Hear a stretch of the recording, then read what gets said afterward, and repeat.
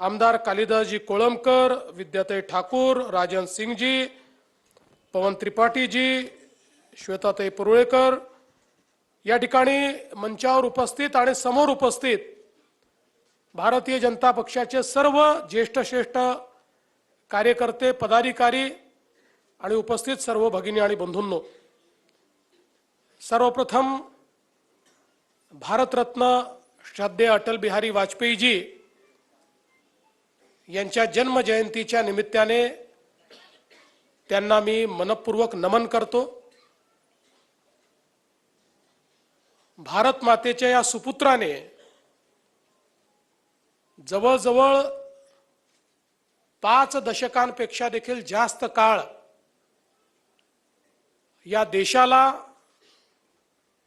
दिशा देण्याचा प्रयत्न केला आणि खऱ्या अर्थानं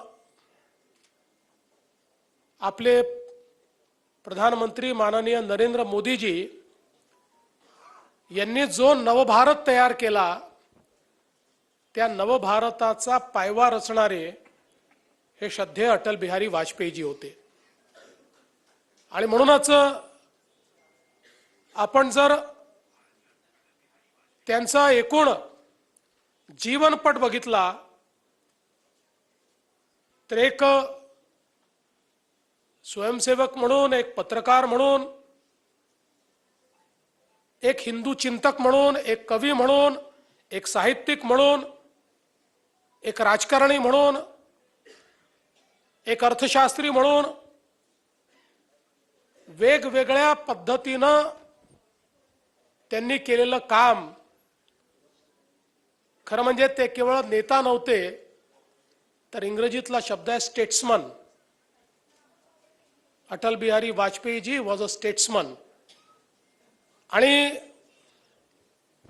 आपण बघा की या भारतीय जनता पक्षाला ज्या प्रकारे त्यांनी विपरीत काळामध्ये नेतृत्व दिलं, दिशा दिली आणि सातत्याने हिंदुत्वाची संकल्पना मांडत असताना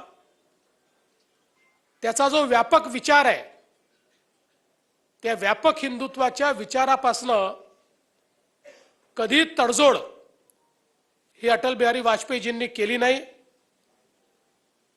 पहिल्यांदा ज्यावेळेस ते परराष्ट्र मंत्री बनले त्यावेळेस खऱ्या अर्थानं भारताचं परराष्ट्र धोरण जे अटलजींनी परिभाषित केलं, आजही तेच धोरण महत्त्वाचं मानलं जातं। आजही तीच पद्धती आपण स्वीकारतो।